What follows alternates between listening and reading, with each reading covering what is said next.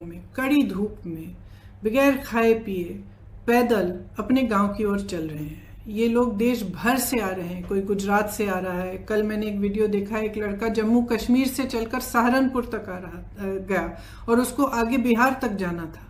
इसी तरह से आप सबने देखा कि कई बहनें गर्भवती हैं, गर्भवती होते हुए 6 घंटे 8 घंटे कड़ी धूप में चल रही हैं। कुछ लोग अपने बच्चों को गोद में लेके जा रहे हैं, कुछ टूटी हुई साइकिलों पर जा रहे हैं। एक और वीडियो मैंने देखा कि एक दादी दादा अपने पोती पोतों को उठाकर, इस तरह से दादाजी उनको उठाकर एक झूला सा बनाया था, उसमें उनको रख के उठाकर चल रहे थे। अब हम सबको अपनी जिम्मेदारी समझनी पड़ेगी। ये सिर्फ भारत के लोग नहीं हैं, ये भारत के वो लोग हैं जो भारत की रीढ़ की हड्डी हैं, जिन्होंने ये इमारतें बनाई जिनमें हम रह रहे हैं, जिनके खून और पसीनों से ये देश चलता है। हम सबकी जिम्मेदारी है इनके प्रति, मेरी है, आपकी है, सरकार की है, हर राजनीतिक दल की है। इसलिए मैं समझती हूँ कि ये राजनीति करने का समय नहीं है। बहुत ही स्पष्ट हूँ कि हर राजनीतिक दल अपने राजनीतिक परहेजों को दूर करते हुए सकारात्मक भाव से, सेवा भाव से लोगों की मदद में शामिल हों। तो उत्तर प्रदेश की जो कांग्रेस पार्टी है, इसी भावना को लेकर जैसे ही लॉकडाउन की अनाउंसमेंट हुई, उसके अगले दिन हमने हर जिले में वॉलंटियर ग्रुप बनाए, जिसको हमने कांग्रेस के सिपाही का नाम दिया। इन वॉलंटियर ग्रुप्स के जरिए हमने हेल्पलाइन जारी करी हर जिले में, और दिन रात हम खाना राशन बांटने का काम कर रहे हैं। इसके अलावा हमने सांझी रसोइयाँ खोली।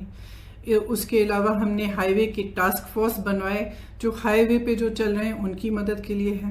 तो तमाम ऐसे कार्य हमारे बड़े से बड़े लीडर और हमारे ग्रामीण स्तर के कार्यकर्ता, हमारे जिला स्तर के कार्यकर्ता अपने ही साधनों से ये काम दिन रात कर रहे हैं। और इस काम के जरिए हमने अब तक 67 लाख लोगों की मदद की है। उसमें से 60 लाख के करीब उत्तर प्रदेश में ही हैं, और 7 लाख लोग ऐसे हैं जो उत्तर प्रदेश के बाहर फंसे हुए थे, जिनको खाना राशन की ज़रूरत थी और जिनका वापस आने के लिए हम कोऑर्डिनेशन कर रहे हैं। हमारी एक सेंट्रल हेल्पलाइन भी है, उसके ज़रिए भी हम लगातार दिन रात कोऑर्डिनेशन करते हैं। तो हम मदद करना चाह रहे हैं। हमारी भावना शुरू से सकारात्मक रही है और सेवा का भाव हो रहा है। इसी भाव से हमने अपने सुझाव मुख्यमंत्री जी को दिए, और सकारात्मक रूप से ही दिए कि देखिए, आपको ठीक लगे तो आप ये चीज़ें कर लीजिए। जहाँ जहाँ हमें लगा कि वो कुछ अच्छा कर रहे हैं, हमने उनकी तारीफ भी की, हमने उसका स्वागत किया, उन कदमों का स्वागत भी किया।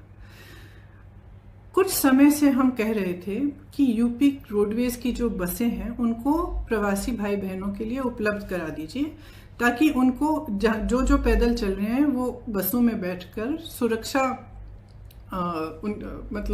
बसों में बैठकर सुरक्षित तरह से अपने घर गांव पहुंच पाए।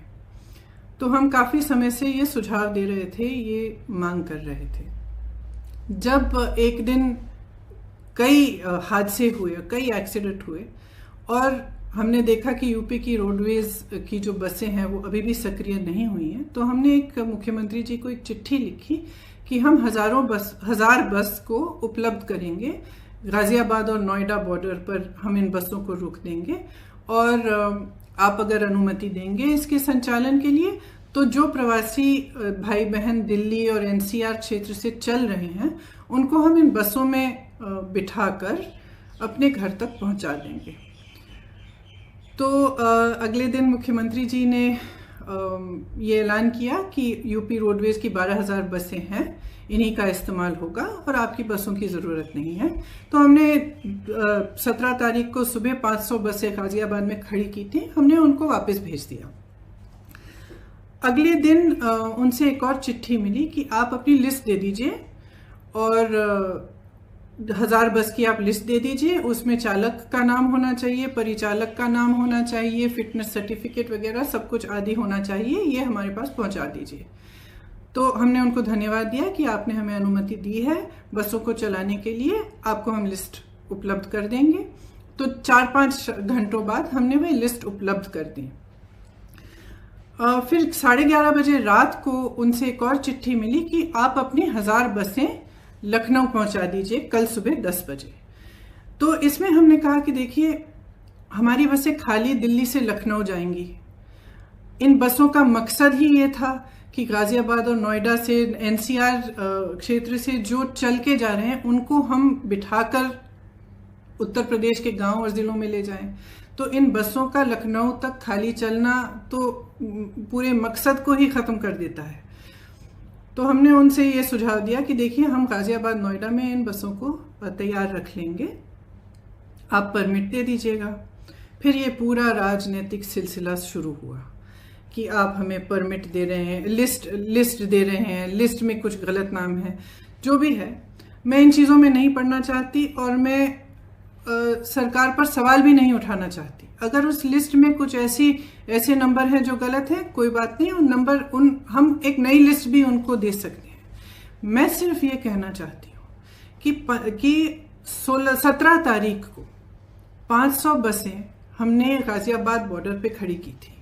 अगर वो 500 बसें चली होती तो कम से कम 20,000 लोग घर सही सलामत पहुंच जाते।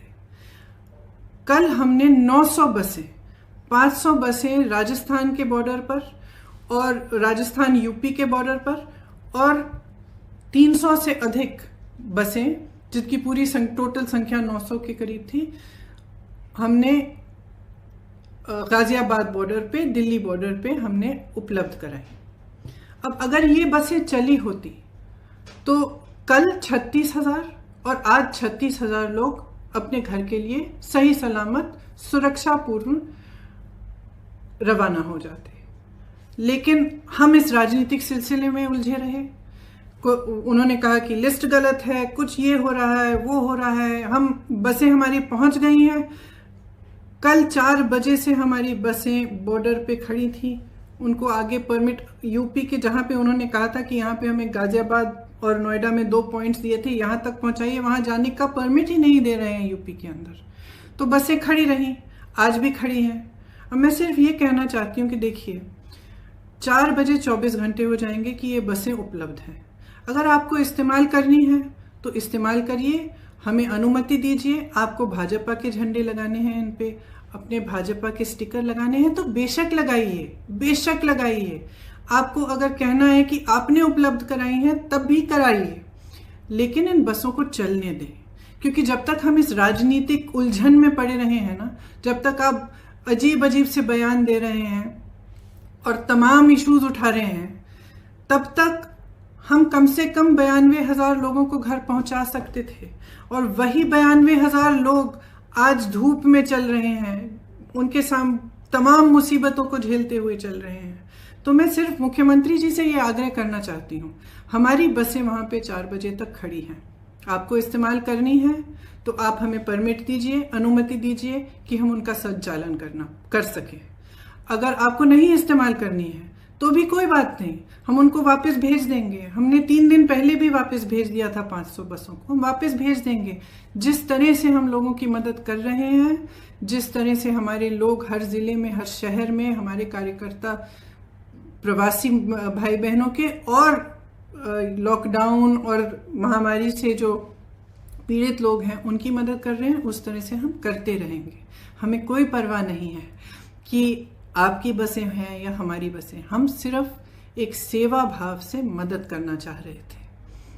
तो मैं कहना चाहती हूँ अपने खास तौर से अपने प्रवासी भाई बहनों से जो इस संकट में हैं और जो पैदल चल के जा रहे हैं, कि कांग्रेस का एक एक कार्यकर्ता, एक एक नेता आपके साथ है।